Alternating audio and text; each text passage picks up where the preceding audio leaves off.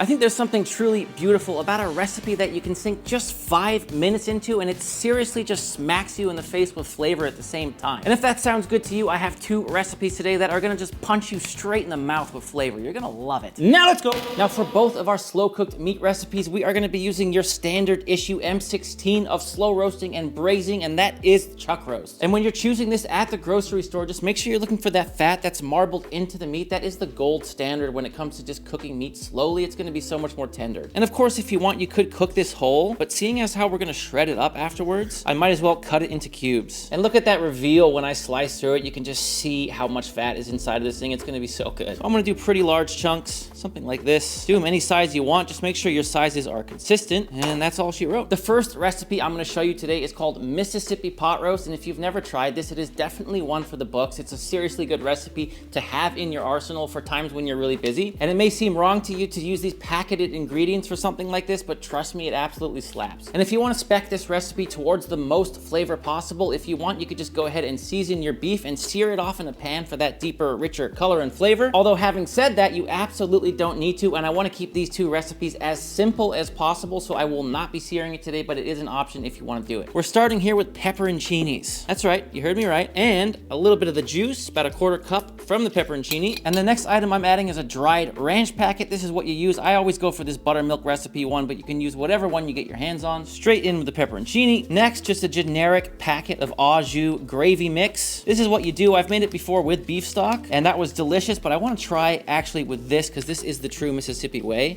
So let's see how it is. Next, we're just gonna drop in our beef. Hello. And then what I'm gonna do here is just sort of toss this all up. And you see how little liquid is here. And so by the time this is done cooking, it should be a really thick, powerful sauce that you then mix back into the cooked shredded meat. And finally, some good old unsalted butter going right on top. It will just melt in. And last but not least, a little bit of Sergeant Gilbert reporting for duty. That's just black pepper. And I haven't put any salt in this yet because the ranch packet, the au jus, loaded with salt. I'm gonna wait until this is done cooking, and if it needs a little bit of salt, then I will add it. Now, usually I put a cracked lid when I'm slow cooking meat like this, but there's not enough liquid in this for me to do that. I need to trap all that moisture and steam inside. So we're going with the lid fully on and into a 275-degree Fahrenheit oven. Should take around 3 hours, but I'll give you the exact timing when it comes out. Of course, you could also use a slow cooker and do that 8 to 10 hour thing if you want. That will work perfectly fine as well. But I'm trying to go fast, so here we go. And while that's in the oven, let's talk about today's sponsor, Element. Lately, I've been challenging myself to get better at a certain sport, and you can make fun of me all you want, but it's pickleball, and it is so fun. And while playing, I just noticed I feel so much better when I'm getting proper electrolytes. Element is an electrolyte drink mix free of sugar, artificial colors, and unnecessary ingredients. It's formulated for anyone on a mission to restore health through hydration, and it's perfectly suited for athletes, sauna lovers, and folks who are fasting. And I'm not sure if you know this, but if you're currently suffering from fatigue or brain fog or headaches, electrolytes can seriously cure that. They are a game changer. Each serving of Element contains 1,000 milligrams of sodium, 200 milligrams of potassium, and 60 milligrams of magnesium. And these are not just random numbers, it's a measurement backed by clinical data. Simply mix a pack with water to enjoy the benefits of electrolytes. And to be straight with you, it honestly just tastes great. My favorite flavors are the citrus salt and the grapefruit salt. Anytime I'm doing exercise, I always load up a water bottle and I'm good to go. And my subscribers get a free Element sample pack with any purchase with 8 different flavors, so you can easily find your favorites. Get your free sample pack with any purchase at drinkelement.com/ThatDudeCanCook. Also try the new Element Sparkling, a bold 16-ounce can of sparkling electrolyte water. Thank you, Element, for sponsoring this video. Now let's get back to the recipe. And after exactly 3 hours at 275, this is absolutely done. And you can tell because the meat is just really soft to the touch. It's all jiggly. And when I temp it here, it's hitting like 205 degrees Fahrenheit, which is just like perfect doneness for slow cooked beef. The only thing I would do here is take a little spoon or ladle and just start getting some of this fat off. Look, don't get me wrong, I love fat. The beef was especially fatty. It's actually mostly beef because there wasn't that much butter in here. You do want a little fat in there. Fat is flavor, but to an extent, you know, I mean, look at this. This is crazy. We're trying to get to all that gold jus at the bottom here, which you can see we're making our way to it right now. And by the way, this fat is absolutely delicious. You could save it and cook all kinds of things in it. Just treat it like you would any kind of oil. Take a couple more spoons of fat here, and then I think we're just about good. I do want some of it, somewhere just about there. I highly suggest you let this rest in the liquid it cooked in for as long as you can handle, at least 30 minutes at the very least, preferably an hour, preferably longer. Preferably you cool that in the fridge and slowly heat it up the next day, and it's gonna be insane, but you don't need to do that, right? Just like you need to rest a steak after cooking it, you need to rest slow cooked braised meat too. It's sort of stressed out and too hot, it needs to come back down in temperature, and it's really gonna relax and get more tender. And speaking of relaxing, I've been doing quite the opposite of that because I've been working hard to get my gaming channel going. It's called That Dude Can Game, and I just posted my first video. If you're into gaming and you want to support the channel, I'll put a link in the corner to subscribe. And now finally, once it's all rested, we can go ahead and just start mixing this up. I mean, look how easy that shreds. It just wants to come apart.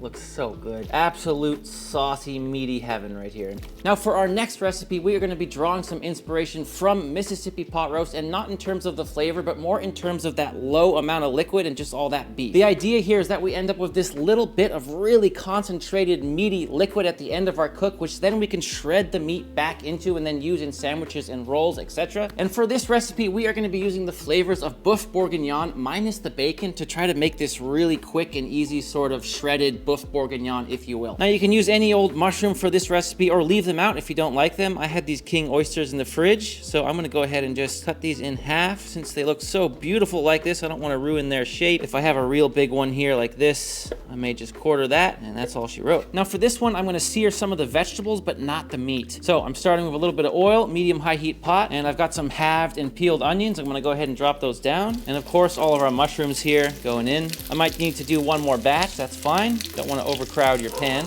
And once we've got a little color on our vegetables, we can go ahead and give them a flip. If your onions get a little black like mine, it's only gonna make the sauce better, honestly. Now that those are seared, let's see if I can sneak in the rest of my mushrooms right here. Onions and mushrooms are seared off. I'm gonna add my carrots, just in these sort of big chunks. Couple sprigs of thyme if you got it. A little bit of red wine, not much, about a half a cup. I'll let that wine cook for about 2 minutes. Then I'm gonna add in my beef stock. We're gonna keep the liquid level right about there. I'm gonna shut the heat off, and I'm gonna add in all my chunks of beef. Of course, again, if you want to sear that beef, you absolutely can. I don't really like searing meat in these sort of pots.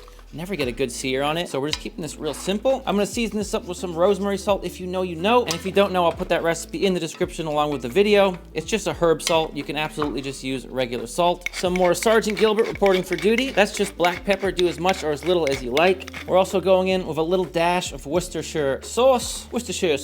And I love this combo with beef. Just a touch of balsamic vinegar, about 2 teaspoons. Give that a quick mix again. Then, like the Mississippi pot roast, we are just gonna top this with some butter, pop a lid on it, and just like the Mississippi pot roast, we're putting it in a 275-degree oven for roughly 3 hours. Could take up to 4, depends on how big you cut those chunks of meat. But bon voyage! And after another exactly 3 hours, our Boeuf Bourguignon style easy stew is done. And same exact deal as the Mississippi, you can just tell it's done. The thermometer goes straight in like butter. But just like with the Mississippi pot roast, a little too much fat for my liking. I'm gonna go ahead and skim it down until we leave a little fat along with the liquid. And same exact deal as our last cook, you gotta let this rest in the liquid. Trust me, it's only gonna be better. And after our Bourguignon style has rested, I'm gonna go ahead and remove these carrots and onions and these little thyme sprigs. The mushrooms I'm actually gonna leave in because they really hold their shape. I'm also gonna nibble on these carrots. Absolutely delicious. Not throwing those away. I'm also just gonna remove a little bit of this liquid and add it back as I see fit, because if I mix it all up right now, it might just be a little bit too saucy, but again, personal preference. I'm also gonna be using this as a little bit of a French dip situation for my rolls, which is definitely not a bad idea. And once I got it about here, I'm gonna go ahead and just start mixing this up. Look how beautiful and easy that comes apart. My God, this looks so good. It smells haunting. Hauntingly good too. It's also up to you how much you want to mix this. If you want some bigger chunks or if you want it completely shredded, I sort of go for something in between. And at this point too, we should taste for seasoning, see if it needs any salt or pepper. Man, that is absolutely delicious. But I am gonna hit it with a little bit more salt and pepper. I feel like it could use a touch. And I've been saving the best for last, because now what I'm gonna do is reheat this, because I've come up with a very naughty little plan, which is to take some of these little soft Hawaiian rolls, set them on top here, turn that heat to low, lid on, and we'll just let those steam and soften for about 2 minutes. Then I'll just pop them out and load it up with some meat. Don't be shy. Get that little cap on there. And then my favorite, dunk it in that liquid that it cooked in. Oh my gosh, look at that, drippy. All right, Marcus, here we go. Check it out, dude. The dip. This is Boeuf Bourguignon. Down here.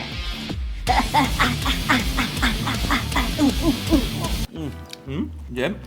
Oh, the dip. Oh my God. That hits the spot. If you're looking for an easy way to Flavorland, this is one of your answers right here. And here we go, Mississippi pot roast. Let's see. Never had it with the au jus packet. Whoa. That's so crazy because I don't really taste ranch, but it makes the beef taste like beefier. Like this tastes like beef ×3 to me, you know what I mean? Like the beef flavor is turned up because of that jus packet, I guess. There's a tang in this one that I like a lot. With how rich the beef is. Well, pepperoncini. Honestly, both very good. For most American palates, they're probably gonna prefer this. You know what I mean? But if you like French cooking and French food, the bourguignon is awesome. It's crazy good. And it was easier. I mean, not that either one's hard. You just stick stuff in a pot and leave. If I was a mom and I made this for my son, and my son's friends came over and they ate this, they'd be like hanging around there all the time. Like, dude, get your mom to make the Mississippi pot roast. Make Delicious. it. Yeah, make it.